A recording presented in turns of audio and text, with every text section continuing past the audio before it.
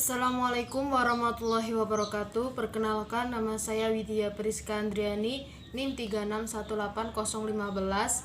Yang terhormat Bapak Taufikur Rahman selaku dosen pengampu mata kuliah Fikih Haji dan Umroh, dan yang saya banggakan teman-teman manajemen dakwah. Di sini saya akan menjelaskan tentang mini riset Fikih Haji dan Umroh, problematika pelaksanaan haji di Indonesia. Oke, langsung saja.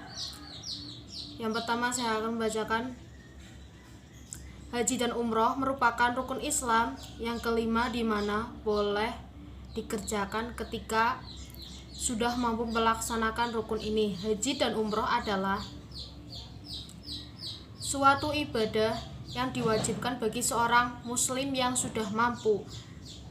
Karena haji merupakan suatu kewajiban, maka apabila orang yang mampu tidak melaksanakan, maka akan berdosa, dan apabila melaksanakannya mendapat pahala. Makna dari haji sendiri bagi Islam merupakan sebuah respon terhadap panggilan dari Allah Subhanahu wa taala. Haji dan umroh hanya diwajibkan sekali seumur hidup.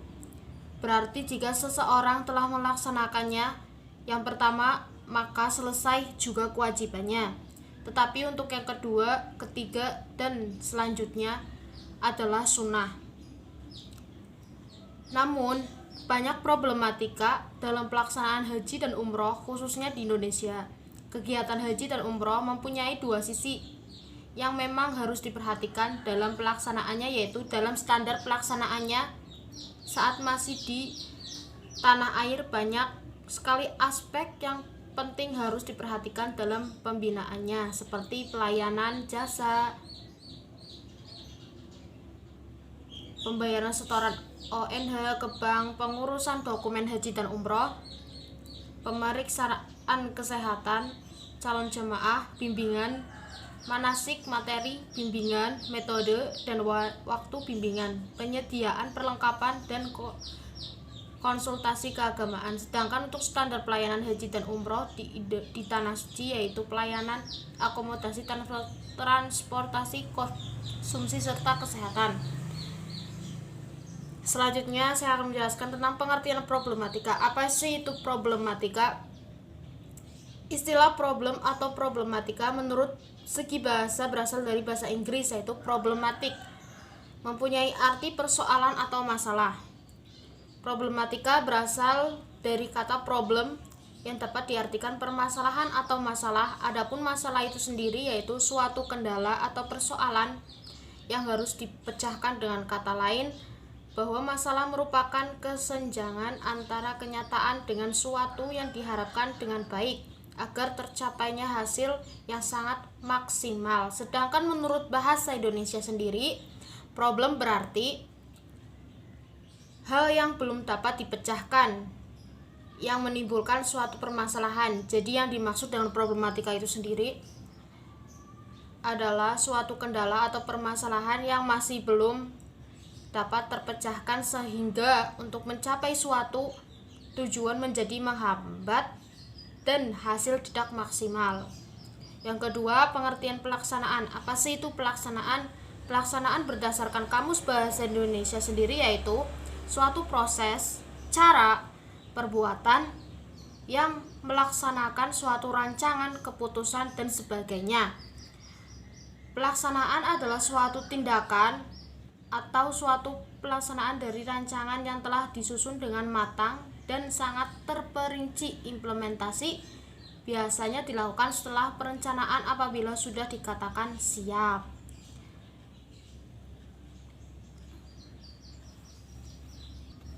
Selanjutnya akan menjelaskan tentang problematika pelaksanaan haji di Indonesia. Semakin maraknya yang membuka biro dan PT travel haji dan umroh, banyak pula problematika muncul, entah itu karena pelayanan, waktu pembayaran, dan ada juga yang korupsi.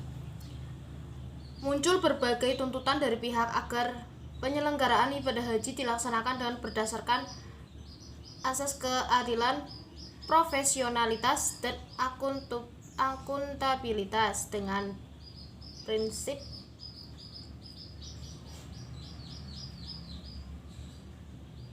nirlaba, dan tahun ke tahun setiap penyelenggaraan haji umroh muncul permasalahan yang sejauh ini belum ditemukannya sebuah solusi yang secara efektif. Problematika yang selalu muncul adalah mulai dari pendaftaran haji, pengelolaan dana haji, hingga gagalnya sejumlah calon jemaah haji berangkat ke tanah suci. Hal ini tentu saja menimbulkan banyak pertanyaan dari masyarakat tentang standar pelayanan haji di Indonesia. Problematika dari profil jemaah haji di Indonesia berupa: 1. Calon jemaah haji kebanyakan dari daerah pedesaan yang notabene tidak atau jarang menggunakan alat-alat teknologi yang modern. Mereka pada umumnya tidak fasih dalam bahasa Indonesia, tetapi mau tidak mau harus ke Arab Saudi yang di sana hanya akan mendengarkan percakapan bahasa Inggris atau Urdu dan Arab. Yang kedua, dari bahasa pendidikan. Kalau kita cermati dengan seksama data-data nasional para calon jemaah haji kita setiap tahun, ternyata yang berpendidikan SLTP atau SMP ke bawah populasinya antara 60-70%, ada yang tidak tamat dan bahkan ada yang tidak pernah sekolah. Yang ketiga, dari unsur kebudayaan. Para calon jemaah haji kita umumnya berasal dari desa dan bisa diduga kuat bahwa mereka terkadang kurang pergaulan. Mereka belum terlatih melihat kenyataan karakter masyarakat yang berlainan satu dengan yang lainnya. Mereka terkadang kurang toleransi karena sudah terbiasa dengan pola dan sistem budaya paternalistik.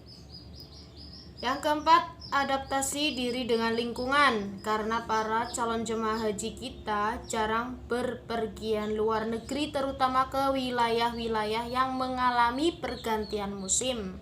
Sementara kita menjalani kehidupan sehari-hari di wilayah tropis, maka bisa diduga kuat mereka akan lambat untuk beradaptasi antara fisik dan psikisnya dengan iklim Arab Saudi yang wilayahnya mengalami dua musim, yakni musim panas dan dingin. Yang kelima, dari segi ilmu agama Islam, karena umat muslim Indonesia umumnya lahir dari keluarga muslim, maka bisa diduga bahwa faham serta wawasan keislamannya para calon jemaah haji kita adalah sebagaimana Islam yang dipraktekkan oleh orang tua dan keluarga mereka secara tradisional. Karena pendidikan yang rendah, jelas minat baca pun kurang. Padahal ibadah haji hanya dapat dijalankan bila didukung oleh ilmu pengetahuan Islam yang tinggi, luas, dan mendalam. Bukan hanya problem yang sudah saya jelaskan, banyak pula problem yang lainnya. Banyak juga yang mengeluhkan belum optimalnya penyelenggaraan ibadah haji, semisal dari sisi manajemen, penyelenggaraan, pengelolaan keuangan, peningkatan sarana dan prasarana dalam memberikan pelayanan kepada sejumlah calon jemaah haji selama ini kurang efektif. Undang-undang tentang penyelenggaraan ibadah haji belum secara tegas memisahkan antara fungsi regulator, operator, evaluator.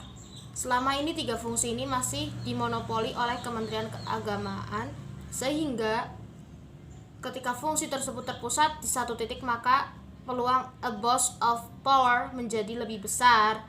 Oleh karena itu munculnya gagasan untuk pemisahan antara regulator, operator, dan evaluator dalam revisi undang-undang tentang penyelenggaraan haji yang lebih baik, profesional, dan akuntabel.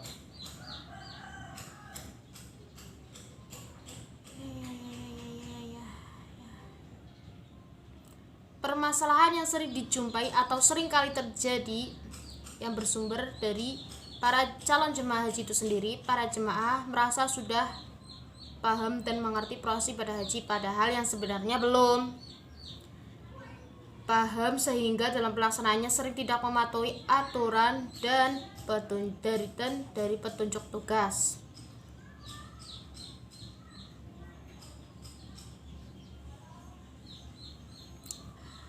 Yang pertama, pendaftaran haji atau issue waiting list. Besarnya kuota jemaah haji yang diberikan oleh Kerajaan Saudi Arabia kepada negara Indonesia ternyata tidak mampu mengakomodir jumlah calon jemaah haji yang ingin berangkat ke Tanah Suci. Hal ini berimbas semakin membengkaknya daftar tunggu atau waiting list calon jemaah haji Indonesia yang kini mencapai setiap tahun hanya berkisar 210.000 orang. Ya.